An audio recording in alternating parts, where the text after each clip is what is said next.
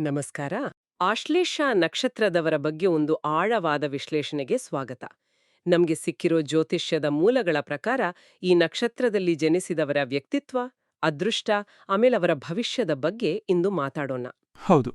ಅಂದ್ರೆ ಇವತ್ತು ನಾವು ಕೇವಲ ಅವರ ಗುಣಗಳನ್ನ ಲಿಸ್ಟ್ ಮಾಡೋದಿಲ್ಲ, ಬದಲಿಗೆ ಈ ಮೂಲಗಳ ಆಧಾರದ ಮೇಲೆ ಆಶ್ಲೇಷ ನಕ್ಷತ್ರದವರ ಒಂದು ವ್ಯಕ್ತಿತ್ವ ಚಿತ್ರಣವನ್ನೇ ಕಟ್ಟೋಕೆ ಪ್ರಯತ್ನಿಸೋಣ. ಖಂಡಿತ. ನಾವು ಇವತ್ತು ಮಾತಾಡ್ತಿರೋದು ಯಾವುದೋ ಸಾಮಾನ್ಯ ಜ್ಯೋತಿಷದ ಬಗ್ಗೆ ಅಲ್ಲ. ನಮಗೆ ಸಿಕ್ಕಿರೋ ಕೆಲವು ವಿವರವಾದ ಗ್ರಂಥಗಳ ಆಧಾರದ ಮೇಲೆ ಆಳವಾಗಿ ವಿಶ್ಲೇಷಣೆ ಮಾಡ್ತಾ ಇದ್ದೀವಿ.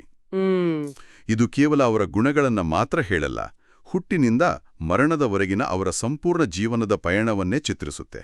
ಸರಿ, ಹಾಗಾದ್ರೆ ಮೊದಲಿಗೆ ಕೇಳುಗರಿಗೆ ಒಂದು ಸ್ಪಷ್ಟನೆ ಕೊಟ್ಬಿಡೋಣ. ಒಬ್ಬ ವ್ಯಕ್ತಿ ಆಶ್ಲೇಷ ನಕ್ಷತ್ರಕ್ಕೆ ಸೇರಿದವರೇ ಅಂತ ತಿಳಿಯೋದು ಹೇಗೆ? ಹೌದು, ಇದು ಮುಖ್ಯ. ಜಾತಕದಲ್ಲಿ ಗೊತ್ತಿದ್ರೆ ಸರಿ, ಒಂದು ವೇಳೆ ಗೊತ್ತಿಲ್ಲ ಅಂದ್ರೆ ಅವರ ಹೆಸರು ಡಿ, ಡು, ಡೇ, ಡೋ ಅಕ್ಷರಗಳಿಂದ ಶುರುವಾದ್ರೆ ಈ ವಿಶ್ಲೇಷಣೆ ಅವರಿಗೆ ನೇರವಾಗಿ ಸಂಬಂಧಪಟ್ಟಿದ್ದು. ಖಂಡಿತ. ಇಲ್ಲಿ ನಾವು ಗಮನಿಸಬೇಕಾದ ಮೊದಲ ಅಂಶ ಏನಪ್ಪಾ ಅಂದ್ರೆ, ಈ ನಕ್ಷತ್ರದ ಸ್ವಭಾವ ಇದೆಯಲ್ಲ, ಅದು ಬೇರೆ ನಕ್ಷತ್ರಗಳಿಗಿಂತ ಸ್ವಲ್ಪ ವಿಭಿನ್ನ ಮತ್ತೆ ವಿಚಿತ್ರವಾಗಿರುತ್ತೆ ಅಂತ ಈ ಗ್ರಂಥಗಳಲ್ಲಿ ಹೇಳಲಾಗಿದೆ. ವಿಚಿತ್ರ ಅಂದ ತಕ್ಷಣ ಏನೋ ನೆಗೆಟಿವ್ ಅಂತ ಅನ್ಸುತ್ತಾ? ಇಲ್ಲ, ಹಾಗೆ ತಗೋಬಾರ್ದು. ಅವರ ವ್ಯಕ್ತಿತ್ವ ಸ್ವಲ್ಪ ಸಂಕೀರ್ಣ ಅಷ್ಟೇ. ಅದನ್ನ ಅರ್ಥ ಮಾಡ್ಕೊಳ್ಳೋದು ತುಂಬಾ ಮುಖ್ಯ. ಹಾಗಾದ್ರೆ ಅವರ ವ್ಯಕ್ತಿತ್ವದ ಆಳಕ್ಕೆ ಇಳಿಯೋಣ.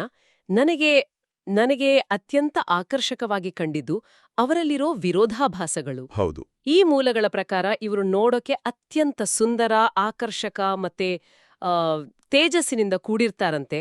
ಬೇರೆಯವ್ರನ್ನ ಸುಲಭವಾಗಿ ತಮ್ಮತ್ತ ಸೆಳೆಯೋ ಶಕ್ತಿ ಇವರಲ್ಲಿರಂತೆ. ಹೌದು, ಅದು ನಾಣ್ಯದ ಒಂದು ಮುಖ ಮಾತ್ರ. ನಾವು ಪರಿಶೀಲಿಸ್ತಿರೋ ವಿವರಗಳಲ್ಲಿ ಒಂದು ಅಂಶ ಸ್ಪಷ್ಟವಾಗಿ ಕಾಣಿಸ್ತಾ ಇದೆ. ಅದೇ ಸಮಯದಲ್ಲಿ ಅವರಲ್ಲಿ ಸ್ವಾರ್ಥ ಮತ್ತೆ ಸ್ವಲ್ಪ ಮಟ್ಟಿನ ಕ್ರೂರತೆಯ ಗುಣಗಳು ಇರ್ತಾವೆ.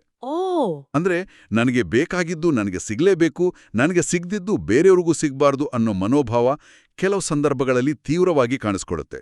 ಇದು ಅವರನ್ನು ಬೇರೆಯವರಿಗಿಂತ ಭಿನ್ನವಾಗಿ ನಿಲ್ಲಿಸುತ್ತೆ. ಆದ್ರೆ ನೀವು ಮೊದಲೇ ಅವರಲ್ಲಿ ಅಂಥ ಆಕರ್ಷಕ ಸೌಂದರ್ಯ ಇರುತ್ತೆ ಅಂತ ಹೇಳಿದ್ರಿ. ಹಾಗಾದ್ರೆ ಈ ಸೌಂದರ್ಯ ಒಂದು ಮುಖವಾಡನ, ಅಥವಾ ಈ ಎರಡೂ ತದ್ವಿರುದ್ಧ ಗುಣಗಳು ಹೇಗೆ ಒಟ್ಟಿಗೆ ಇರೋಕೆ ಸಾಧ್ಯ? ಅದ್ಭುತವಾದ ಪ್ರಶ್ನೆ. ಇದು ಮುಖವಾಡ ಅಲ್ಲ, ಬದಲಿಗೆ ಅವರ ವ್ಯಕ್ತಿತ್ವದ ಎರಡೂ ಭಾಗಗಳು. ಅವರ ಆಕರ್ಷಣೆ ಮತ್ತು ಪ್ರೀತಿ ನಿಜವಾದದ್ದು. ಆದರೆ ತಮ್ಮ ಅಸ್ತಿತ್ವಕ್ಕೆ ಅಥವಾ ತಮಗೆ ಬೇಕಾದ ವಸ್ತುವಿಗೆ ಧಕ್ಕೆ ಬಂದಾಗ ಅವರೊಳಗಿನ ಕಠಿಣ ಸ್ವಭಾವ ಹೊರಬರುತ್ತೆ. ಓಕೆ, ಒಂದ್ ರೀತಿ ಸರ್ವೈವಲ್ ಮೆಕ್ಯಾನಿಸಮ್ ತರ. ಅದೇ ಒಂದ್ ರೀತಿಯ ರಕ್ಷಣಾತ್ಮಕ ತಂತ್ರ.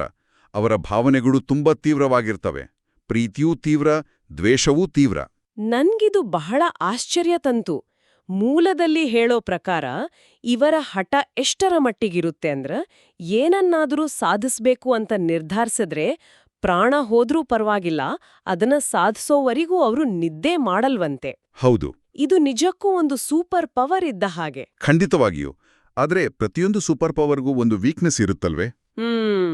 ಈ ದೃಢನಿಶ್ಚಯದ ಜೊತೆಗೆ ಅವರಲ್ಲಿ ಅಸ್ಥಿರ ಬುದ್ಧಿ ಮತ್ತೆ ಗೊಂದಲದ ವಾತಾವರಣವೂ ಇರುತ್ತೆ. ಒಂದು ನಿರ್ಧಾರ ತಗೊಂಡ್ರೂ ಅದನ್ನ ಮತ್ತೆ ಮತ್ತೆ ಬದಲಾಯಿಸೋ ಸಾಧ್ಯತೆ ಹೆಚ್ಚು. ಒಂದ್ ನಿಮಿಷ, ಇದು ಹೇಗೆ ಸಾಧ್ಯ? ಒಂದ್ ಕಡೆ ಗುರಿ ಸಾಧಿಸೋಕೆ ಪ್ರಾಣವನ್ನೇ ಪಣಕ್ಕಿಡೋ ಹಠ, ಇನ್ನೊಂದ್ ಕಡೆ ಯಾವ ಗುರಿ ಸಾಧಿಸ್ಬೇಕು ಅನ್ನೋದ್ರ ಬಗ್ಗೆನೇ ಗೊಂದಲ. ಹೌದು. ಬಹುಶಃ ಇವರ ಜೀವನದ ದೊಡ್ಡ ಸವಾಲೇ ಇದಾಗಿರ್ಬೋದಲ್ವಾ? ತಮ್ಮ ಅಪಾರ ಶಕ್ತಿಯನ್ನ ಯಾವ ದಿಕ್ಕಿನಲ್ಲಿ ಬಳಸಬೇಕು ಅಂತ ನಿರ್ಧರಿಸೋದು. ನೀವು ಸರಿಯಾದ ಪಾಯಿಂಟ್ ಹಿಡಿದಿದ್ದೀರಿ. ಅವರ ಗೊಂದಲ ಬೇಜವಾಬ್ದಾರಿತನದಿಂದ ಬರೋದಿಲ್ಲ, ಬದಲಿಗೆ ಅತಿಯಾದ ಆಲೋಚನೆಯಿಂದ ಬರುತ್ತೆ. Over thinking. ಎಕ್ಸಾಕ್ಟ್ಲಿ. ಅವರು ಪ್ರತಿಯೊಂದು ವಿಷಯವನ್ನು ಆಳವಾಗಿ ಯೋಚಿಸ್ತಾರೆ. ತರಾತುರಿಯಲ್ಲಿ ನಿರ್ಧಾರ ತಗೊಳ್ಳಕ್ಕೆ ಇಷ್ಟಪಡಲ್ಲ. ಅದಕ್ಕಾಗಿಯೇ ಒಮ್ಮೆ ಸರಿಯಾದ ದಾರಿ ಸಿಕ್ಕ್ರೆ ಅವ್ರನ್ನ ತಡೆಯಲು ಯಾರಿಂದಲೂ ಸಾಧ್ಯವಿಲ್ಲ. ಇಷ್ಟೆಲ್ಲ ನಾಯಕತ್ವದ ಗುಣ, ಹಠ ಮತ್ತೆ ಸಂಕೀರ್ಣತೆ ಇರೋವಾಗ ಇವರು ಒಂದು ಗುಂಪಿನಲ್ಲಿ ಅಥವಾ ಕುಟುಂಬದಲ್ಲಿ ಹೇಗೆ ವರ್ತಿಸ್ತಾರೆ?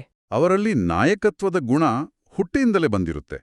ಒಂದು ಗುಂಪಿನಲ್ಲಿ, ಕುಟುಂಬದಲ್ಲಿ ಅಥವಾ ಕೆಲಸದ ಜಾಗದಲ್ಲಿ ತಮ್ಮ ಮಾತೇ ನಡಿಬೇಕು, ಎಲ್ರೂ ತಮ್ಮ ಮಾತನ್ನ ಕೇಳ್ಬೇಕು ಅಂತ ಬಲವಾಗಿ ಬಯಸ್ತಾರೆ. ಅಂದ್ರೆ ಡಾಮಿನೇಟಿಂಗ್ ನೇಚರ್. ಸ್ವಲ್ಪ ಮಟ್ಟಿಗೆ ಇದು ಅವರಲ್ಲಿರೋ ಅತಿಯಾದ ಆತ್ಮವಿಶ್ವಾಸ ಮತ್ತೆ ಸ್ವಾಭಿಮಾನದಿಂದ ಬರುತ್ತೆ. ಅವರು ಸುಲಭವಾಗಿ ಯಾರಿಗೂ ತಲೆಬಾಗಲ್ಲ. ಇದರ ಇನ್ನೊಂದು ಮುಖದ ಬಗ್ಗೆನೂ ಮೂಲದಲ್ಲಿ ಪ್ರಸ್ತಾಪವಿದೆ. ಕೃತಜ್ಞತೆಯ ಭಾವನೆ ಸ್ವಲ್ಪ ಕಡಿಮೆ ಅಂತ. ಇದು ಕೇಳೋಕೆ ಸ್ವಲ್ಪ ಕಠಿಣವಾಗಿ ಅನ್ಸುತ್ತೆ.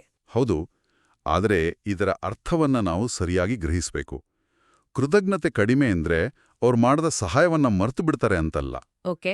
ಬದಲಿಗೆ ಅದೊಂದು ರೀತಿ ನೀನು ನನಗೆ ಮಾಡು ನಾನ್ ನಿನಗೆ ಮಾಡ್ತೀನಿ ಅನ್ನೋ ವ್ಯಾವಹಾರಿಕ ದೃಷ್ಟಿಕೋನ. ಅಂದ್ರೆ ಯಾರಾದ್ರೂ ಸಹಾಯ ಮಾಡಿದ್ರೆ ಅದಕ್ಕಾಗಿ ಜೀವನಪೂರ್ತಿ ಅವ್ರು ಗುಲಾಮರಾಗಿರ್ಬೇಕು ಅಂತ ಅವ್ರು ಅನ್ಕೊಳ್ಳಲ್ಲ. ಅಂದ್ರೆ ಸಂಬಂಧಗಳಲ್ಲಿ ಸಮಾನತೆ ಬಯಸ್ತಾರೆ. ಅದೇ, ನನಗೆ ಕಷ್ಟ ಬಂದಿತ್ತು, ನೀನ್ ಸಹಾಯ ಮಾಡ್ದೆ, ನಿನ್ಗೆ ಕಷ್ಟ ಬಂದ್ರೆ ನಾನು ಖಂಡಿತ ಮಾಡ್ತೀನಿ ಅಷ್ಟೇ. ಇದು ಅರ್ಥವಾಗುವಂತಹದ್ದೇ. ಮತ್ತೊಂದು ವಿಷಯ, ಇವರು ಬಹಳ ಪ್ರಾಮಾಣಿಕರು ಮತ್ತೆ ಸುಳ್ಳು ಮೋಸವನ್ನ ಸ್ವಲ್ಪನೂ ಇಷ್ಟಪಡಲ್ಲ ಅಂತ ಹೇಳಲಾಗಿದೆ. ನಿಜ, ಪ್ರಾಮಾಣಿಕತೆ ಅವರ ವ್ಯಕ್ತಿತ್ವದ ಅಡಿಪಾಯ. ಆದ್ರೆ ಇದೇ ಕಾರಣಕ್ಕೆ ಅವರು ಭಾವನಾತ್ಮಕವಾಗಿ ಬಹಳ ಸೂಕ್ಷ್ಮ ಮನಸ್ಸಿನವರಾಗಿರ್ತಾರೆ. ಸೆನ್ಸಿಟಿವ್? ತುಂಬ ಸಣ್ಣ ವಿಷಯಕ್ಕೂ ಬೇಗ ಕೋಪ, ದುಃಖ, ಕಿರಿಕಿರಿ ಉಂಟಾಗುತ್ತೆ. ಅದರಲ್ಲೂ ಅವಮಾನವನ್ನ ಸ್ವಲ್ಪನೂ ಸಹಿಸಲ್ಲ. ಯಾರಾದ್ರೂ ಸಾರ್ವಜನಿಕವಾಗಿ ಅವಮಾನಿಸಿದ್ರೆ ಆ ಘಟನೆಯನ್ನ ವರ್ಷಗಟ್ಲೆ ನೆನ್ಪಿಸ್ಕೊಂಡು ಒಳಗೊಳಗೆ ಕುದೀತಿರ್ತಾರೆ. ಆ ನೋವನ್ನ ಮರೆಯೋದವ್ರಿಗೆ ಬಹಳ ಕಷ್ಟ. ಈಗ ಅವರ ಸ್ವಾತಂತ್ರ್ಯ ಪ್ರೀತಿಯ ಬಗ್ಗೆ ಮಾತಾಡೋಣ. ಇದು ಅವರ ವ್ಯಕ್ತಿತ್ವದ ಒಂದು ಪ್ರಮುಖ ಅಂಶ ಅಂತ ನನಗನ್ಸುತ್ತೆ. ಖಂಡಿತ. ಸ್ವಾತಂತ್ರ್ಯ ಅಂದ್ರೆ ಅವರಿಗೆ ಪಂಚಪ್ರಾಣ. ಯಾರಾದ್ರೂ ತಮ್ಮನ್ನ ಕಂಟ್ರೋಲ್ ಮಾಡೋಕೆ, ಪ್ರಶ್ನೆ ಮಾಡೋಕೆ ಅಥವಾ ನಿರ್ಬಂಧಿಸೋಕೆ ಪ್ರಯತ್ನಿಸಿದ್ರೆ ಅದನ್ನ ಸ್ವಲ್ಪನೂ ಸಹಿಸಲ್ಲ. ಎಲ್ಲಿಗೆ ಹೋಗಿದ್ದೆ, ಯಾಕೆ ಹೋದೆ, ಈ ಥರ ಪ್ರಶ್ನೆಗಳು. ಹಬ್ಬ, ಅದನ್ನಂತೂ ದ್ವೇಷಿಸ್ತಾರೆ. ಅವರಿಗೆ ತಮ್ಮದೇ ಆದ ಸ್ಪೇಸ್ ಬೇಕು. ಆಸಕ್ತಿಕರ ವಿಷಯ ಏನಂದ್ರೆ, ಈ ಸ್ವಾತಂತ್ರ್ಯದ ಪ್ರೀತಿ ಇತರರಿಗೂ ಅನ್ವಯಿಸುತ್ತಂತೆ. ಅವರು ಬೇರೆಯವರ ಸ್ವಾತಂತ್ರ್ಯಕ್ಕೆ ಅಡ್ಡಿ ಬರೋದಿಲ್ಲ. ಹೌದು, ಇದು ಅವರ ವ್ಯಕ್ತಿತ್ವದ ಅತ್ಯಂತ ಸುಂದರವಾದ ಗುಣ. ಮೂಲದಲ್ಲಿ ಒಂದು ಅದ್ಭುತ ಉದಾಹರಣೆ ಇದೆ. ಕಟ್ಟಿದ ನಾಯಿ ಅಥವಾ ಪಂಜರದಲ್ಲಿರುವ ಹಕ್ಕಿಯನ್ನ ಕಂಡ್ರೆ ಇವರಿಗೆ ತೀವ್ರ ಮರುಕ ಉಂಟಾಗುತ್ತೆ. ಓ. ಪ್ರತಿಯೊಂದು ಜೀವಿಯೂ ಸ್ವತಂತ್ರವಾಗಿರಬೇಕು ಅಂತ ಬಯಸ್ತಾರೆ. ಅವರು ತಮ್ಮ ಸ್ವಾತಂತ್ರ್ಯವನ್ನ ಎಷ್ಟು ಗೌರವಿಸ್ತಾರೋ ಅಷ್ಟೇ ಬೇರೆಯವರ ಸ್ವಾತಂತ್ರ್ಯವನ್ನು ಗೌರವಿಸ್ತಾರೆ.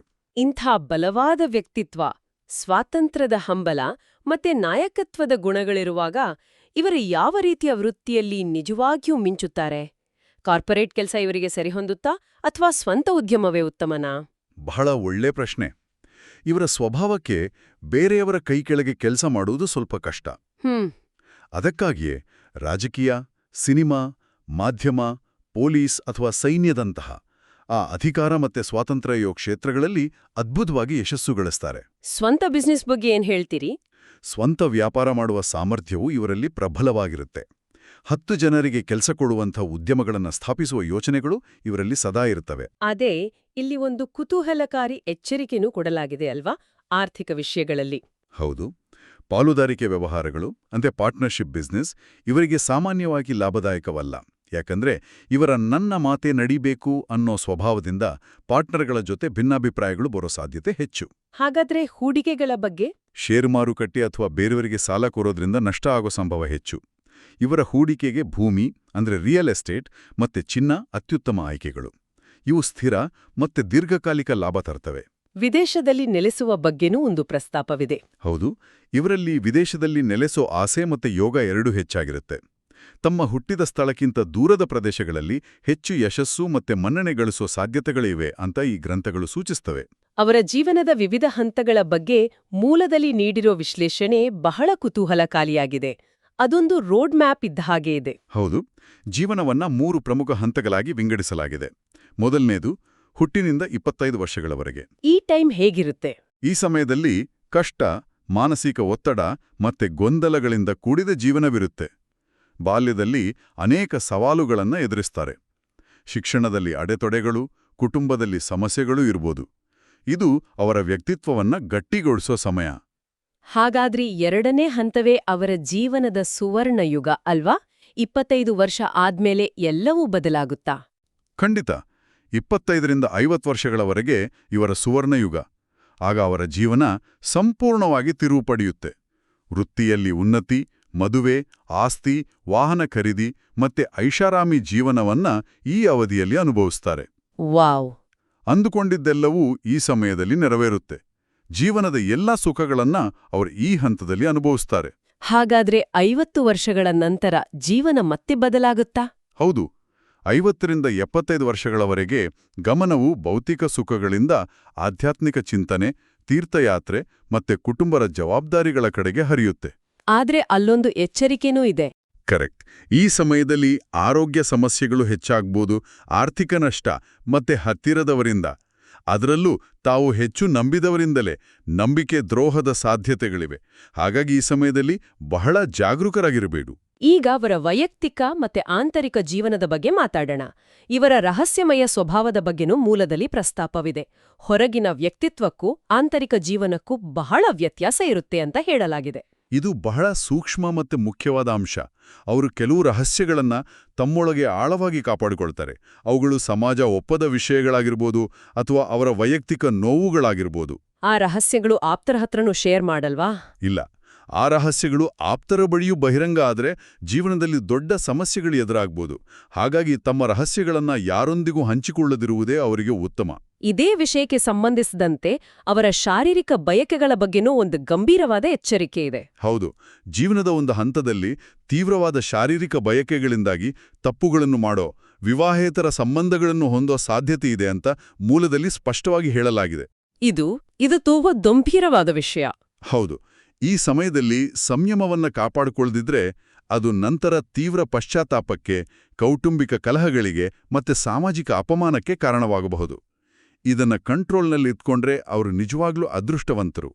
ಹಾಗಾದ್ರೆ ಅವರ ಆರೋಗ್ಯದ ವಿಷಯದಲ್ಲಿ ಏನು ಹೇಳಲಾಗಿದೆ? ಇದು ಅವರ ಜೀವನದ ಮೇಲೆ ಹೇಗೆ ಪರಿಣಾಮ ಬೀರುತ್ತೆ? ಆರೋಗ್ಯವು ಸಾಮಾನ್ಯವಾಗಿ ಸಾಧಾರಣವಾಗಿರುತ್ತೆ, ಆದರೆ ವ್ಯಸನಗಳು ಇವರ ಜೀವನದಲ್ಲಿ ನಿರ್ಣಾಯಕ ಪಾತ್ರ ವಹಿಸುತ್ತವೆ. ಈ ಗ್ರಂಥಗಳಲ್ಲಿ ಒಂದು ಮಾತು ಸ್ಪಷ್ಟವಾಗಿದೆ: ಇವರು ವ್ಯಸನಗಳಿಗೆ ದಾಸರಾಗದಿದ್ರೆ ಅವರಿಗಿಂತ ಅದೃಷ್ಟವಂತರಿಲ್ಲ. ಒಂದು ವೇಳೆ ಮದ್ಯ, ಧೂಮಪಾನ ಅಥವಾ ಬೇರೆ ಯಾವುದೇ ಚಟಕ್ಕೆ ದಾಸರಾದ್ರೆ ಆರೋಗ್ಯ, ವೃತ್ತಿ, ಕುಟುಂಬ, ಹಣ ಎಲ್ಲವನ್ನೂ ಕಳೆದುಕೊಳ್ಳು ದೊಡ್ಡ ಅಪಾಯವಿದೆ. ನಿರ್ದಿಷ್ಟವಾಗಿ ಯಾವ ವಯಸ್ಸಿನ ನಂತರ ಹೆಚ್ಚು ಜಾಗರೂಕರಾಗಿರಬೇಕು? 35 ವರ್ಷಗಳ ನಂತರ ಸ್ಥೂಲಕಾಯ ಮತ್ತೆ ದೀರ್ಘಕಾಲದ ಕಾಯಿಲೆಗಳಾದ ಸಕ್ಕರೆ ಕಾಯಿಲೆ, ರಕ್ತದೊತ್ತಡ ಬರೋ ಸಾಧ್ಯತೆ ಹೆಚ್ಚು. ಆದ್ದರಿಂದ ಯೌವನದಿಂದಲೇ ನಿಯಮಿತ ವ್ಯಾಯಾಮ ಮತ್ತೆ ಸಮತೋಲಿತ ಆಹಾರದ ಬಗ್ಗೆ ಗಮನ ಹರಿಸೋದು ಅತ್ಯಗತ್ಯ. ಆರೋಗ್ಯದ ಬಗ್ಗೆ ಇವರು ಹೆಚ್ಚು ಶ್ರದ್ಧೆ ವಹಿಸಲೇಬೇಕು. ಸರಿ, ಇಷ್ಟೆಲ್ಲ ಸವಾಲುಗಳು ಮತ್ತೆ ಗುಣಲಕ್ಷಣಗಳನ್ನ ನೋಡಿದ್ಮೇಲೆ ಇವರ ಜೀವನವನ್ನ ಸಕಾರಾತ್ಮಕವಾಗಿ ರೂಪಿಸ್ಕೊಳ್ಳೋಕೆ ಜ್ಯೋತಿಷ್ಯದಲ್ಲಿ ನಿರ್ದಿಷ್ಟ ಸಲಹೆಗಳಿವ್ಯಾ? ಖಂಡಿತ. ಕೆಲವು ತಾಂತ್ರಿಕ ಮತ್ತು ಪ್ರಾಯೋಗಿಕ ಪರಿಹಾರಗಳನ್ನು ಸೂಚಿಸಲಾಗಿದೆ. ಮೊದಲಿಗೆ ಅವರದು ರಾಕ್ಷಸಗಣ. ಈಗ ರಾಕ್ಷಸ ಅಂದ ತಕ್ಷಣ ಭಯಪಡಬೇಕಿಲ್ಲ ಅಲ್ವಾ? ಖಂಡಿತ ಇಲ್ಲ. ಜ್ಯೋತಿಷ್ಯದಲ್ಲಿ ಇದರರ್ಥ ಇವರು ತಮ್ಮ ಅಭಿಪ್ರಾಯಗಳಿಗೆ ಹೆಚ್ಚು ಪ್ರಾಮುಖ್ಯತೆ ಕೊಡ್ತಾರೆ ಮತ್ತೆ ಕೆಲವೊಮ್ಮೆ ಕಠಿಣವಾಗಿ ವರ್ತಿಸಬಹುದು. ಇದು ಅವರ ನಾಯಕತ್ವದ ಗುಣಕ್ಕೆ ಸಂಬಂಧಿಸಿದ್ದು. ಅವರ ನಾಡಿ ಅಂತ್ಯನಾಡಿ. ಇವರು ಪೂಜಿಸಬೇಕಾದ ವೃಕ್ಷ ನಾಗಕೇಸರಿ ವೃಕ್ಷ. ನಾವು ಅವರ ಚಂಚಲ ಮನಸ್ಸು ಮತ್ತೆ ಭಾವನಾತ್ಮಕ ಸೂಕ್ಷ್ಮತೆಯ ಬಗ್ಗೆ ಮಾತಾಡಿದ್ವಿ. ಇದಕ್ಕೆ ಪಾಸಿಟಿವ್ ಎನರ್ಜಿ ಕೊಡೋ ಹಾಗೆ ಯಾವುದಾದ್ರೂ ರುದ್ರಾಕ್ಷಿ ಅಥವಾ ರತ್ನಗಳ ಬಗ್ಗೆ ಮೂಲದಲ್ಲಿ ಪ್ರಸ್ತಾಪ ಇದೆಯಾ? ಖಂಡಿತ. ಅವರ ಮನಸ್ಸನ್ನ ಸ್ಥಿರಗೊಳಿಸೋಕೆ ಮತ್ತೆ ಶಿವನ ಅನುಗ್ರಹ ಪಡೆಯೋಕೆ ಪಂಚಮುಖಿ ರುದ್ರಾಕ್ಷಿಯನ್ನು ಧರಿಸೋದು ಬಹಳ ಶ್ರೇಷ್ಠ. ರತ್ನಗಳ ವಿಷಯಕ್ಕೆ ಬಂದ್ರೆ ಚಂಚಲ ಮನಸ್ಸನ್ನ ಶಾಂತಗೊಳಿಸೋಕೆ ಚಂದ್ರನಿಗೆ ಸಂಬಂಧಪಟ್ಟ ಮುತ್ತು ಧರಿಸೋಕೆ ಸೂಚಿಸಲಾಗಿದೆ. ಪೂಜಿಸಬೇಕಾದ ದೇವತೆಗಳು ಯಾರು? ವಿಷ್ಣು, ಶಿವ, ಗಾಯತ್ರಿ ದೇವಿ ಮತ್ತೆ ಗಣಪತಿಯ ಆರಾಧನೆ ಇವರಿಗೆ ವಿಶೇಷ ಫಲಗಳನ್ನ ಕೊಡುತ್ತೆ. ನಿತ್ಯ ಗಣಪತಿ ಮತ್ತೆ ಗಾಯತ್ರಿ ಮಂತ್ರ ಪಠಣ ಮಾಡೋದ್ರಿಂದ ಜೀವನದ ಅಡೆತಡೆಗಳು ದೂರವಾಗ್ತವೆ. ಇದರ ಜೊತೆಗೆ ಕೆಲವು ದೈನಂದಿನ ಜೀವನದಲ್ಲಿ ಅಳವಡಿಸಿಕೊಳ್ಳಬಹುದಾದ ಪರಿಹಾರಗಳಿವ್ಯಾ? ಹೌದು. ಬ್ರಾಹ್ಮಣರಿಗೆ ಹೆಸರುಬೇಳೆ ಮತ್ತೆ ಅಕ್ಕಿ ದಾನ ಮಾಡೋದು ಬಹಳ ಒಳ್ಳೆಯದು ಅಂತ ಹೇಳಲಾಗಿದೆ. ಇವರಿಗೆ ಸೋಮವಾರ ಮತ್ತೆ ಗುರುವಾರ ಅದೃಷ್ಟದ ದಿನಗಳು. ಆ ದಿನಗಳಲ್ಲಿ ಪ್ರಮುಖ ನಿರ್ಧಾರಗಳನ್ನ ತಗೋಬಹುದಾ? ಹೌದು. ಯಶಸ್ಸು ಸಿಗೋ ಸಾಧ್ಯತೆ ಹೆಚ್ಚು. ಬಂಗಾರದ ಬಣ್ಣ ಮತ್ತೆ ಬಿಳಿ ಬಣ್ಣ ಅದೃಷ್ಟದ ಬಣ್ಣಗಳು. ಹಾಗೆಯೇ 2, 3 ಮತ್ತೆ 5 ಅದೃಷ್ಟದ ಸಂಖ್ಯೆಗಳು. ಯಾವ ತಿಂಗಳುಗಳು ಇವರಿಗೆ ಹೆಚ್ಚು ಅನುಕೂಲಕರವಾಗಿರುತ್ತವೆ? ಸಾಮಾನ್ಯವಾಗಿ ಫೆಬ್ರವರಿ, ಮಾರ್ಚ್, ಮೇ, ನವೆಂಬರ್ ಮತ್ತೆ ಡಿಸೆಂಬರ್ ತಿಂಗಳುಗಳು ಇವರಿಗೆ ಹೆಚ್ಚು ಯಶಸ್ಸನ್ನ ಮತ್ತೆ ಸಂತೋಷವನ್ನ ತಂದುಕೊಡ್ತವೆ. ಕೊನೆಯದಾಗಿ ಕಷ್ಟಗಳನ್ನ ದೂರ ಮಾಡಿಕೊಂಡು ಇಷ್ಟಾರ್ಥಗಳನ್ನ ಪೂರೈಸಿಕೊಳ್ಳೋಕೆ ಯಾವ ವ್ರತಗಳನ್ನ ಶಿಫಾರಸು ಮಾಡಲಾಗಿದೆ? 3 ಪ್ರಮುಖ ವ್ರತಗಳನ್ನ ಸೂಚಿಸಲಾಗಿದೆ. ಶನಿದೋಷದ ಪ್ರಭಾವವನ್ನ ಕಡಿಮೆ ಮಾಡೋಕೆ ಸಪ್ತಶನಿವಾರ ವ್ರತ, ಕುಟುಂಬದಲ್ಲಿ ಸುಖಶಾಂತಿ ನೆಲೆಸೋಕೆ ಸತ್ಯನಾರಾಯಣ ವ್ರತ ಮತ್ತೆ ಎಲ್ಲಾ ವಿಘ್ನಗಳನ್ನ ನಿವಾರಿಸೋಕೆ ಸಂಕಷ್ಟಹರ ಚತುರ್ಥಿ ವ್ರತ. ಈ ವ್ರತಗಳನ್ನ ಶ್ರದ್ಧೆಯಿಂದ ಆಚರಿಸೋದ್ರಿಂದ ಜೀವನದಲ್ಲಿನ ಅಡೆತಡೆಗಳು ದೂರಾಗಿ ಮನಸ್ಸಿನ ಕೋರಿಕೆಗಳು ನೆರವೇರುತ್ತವೆ ಅಂತ ಈ ಗ್ರಂಥಗಳಲ್ಲಿ ಬಲವಾಗಿ ಹೇಳಲಾಗಿದೆ. ಒಟ್ಟಾರೆಯಾಗಿ ನಾವು ಕಟ್ಟಿದ ಈ ವ್ಯಕ್ತಿತ್ವ ಚಿತ್ರಣವನ್ನ ನೋಡಿದ್ರೆ ಆಶ್ಲೇಷ ನಕ್ಷತ್ರದ ವ್ಯಕ್ತಿಗಳು ಒಂದು ಸಂಕೀರ್ಣವಾದ ಆದ್ರೆ ಅಷ್ಟೇ ಆಕರ್ಷಕವಾದ ಮಿಶ್ರಣ. ಹೌದು. ಒಂದೆಡೆ ಅದಮ್ಯ ಆಕರ್ಷಣೆ ಮತ್ತೆ ಇನ್ನೊಂದೆಡೆ ಕಠಿಣತೆ. ದೃಢವಾದ ನಿಶ್ಚಯದ ಜೊತೆಗೆ ಚಂಚಲವಾದ ಮನಸ್ಸು. ಸ್ವಾತಂತ್ರ್ಯದ ಮೇಲೆ ಅಪಾರ ಪ್ರೀತಿ, ಆದರೆ ಅದೇ ಸಮಯದಲ್ಲಿ ಅತೀವವಾದ ಭಾವನಾತ್ಮಕ ಸೂಕ್ಷ್ಮತೆ. ಹೌದು, ಈ ಸಂಪೂರ್ಣ ವಿಶ್ಲೇಷಣೆಯು ನಮ್ಮನ್ನ ಒಂದು ಆಳವಾದ ಚಿಂತನೆಗೆ ಪ್ರೇರೇಪಿಸುತ್ತೆ. ನಾವು ಪದೇ ಪದೇ ನೋಡಿದಂತೆ ಇವರು ವೈಯಕ್ತಿಕ ಸ್ವಾತಂತ್ರ್ಯಕ್ಕೆ ಅತೀವವಾದ ಬೆಲೆ ಕೊಡ್ತಾರೆ. ಅದವರ ಜೀವನದ ಮೂಲಮಂತ್ರ ಇದ್ದ ಹಾಗೆ. ಹೌದು. ಹಾಗಾದರೆ ಕೇಳುಗರು ಆಲೋಚಿಸಬೇಕಾದ ಪ್ರಶ್ನೆ ಎಂದರೆ, ಒಬ್ಬ ವ್ಯಕ್ತಿಯು ತನ್ನ ಅಪರಿಮಿತ ಸ್ವಾತಂತ್ರ್ಯದ ಬಯಕೆಯನ್ನ ಜೀವನವು ಅನಿವಾರ್ಯವಾಗಿ ತಂದೊಡ್ಡುವ ಭಾವನಾತ್ಮಕ ಬಂಧುಗಳು ಮತ್ತು ಜವಾಬ್ದಾರಿಗಳೊಂದಿಗೆ ಹೇಗೆ ಸಮತೋಲನಗೊಳಿಸುತ್ತಾನೆ? ಆ ಆಂತರಿಕ ಸಂಘರ್ಷವನ್ನ ಹೇಗೆ ನಿಭಾಯಿಸಲಾಗುತ್ತದೆ? ಬಹುಶಃ ಈ ಪ್ರಶ್ನೆಗೆ ಉತ್ತರ ಕಂಡುಕೊಳ್ಳೋದೇ ಅಶ್ಲೇಷ ನಕ್ಷತ್ರದವರ ಜೀವನದ ನಿಜವಾದ ಪಯಣ.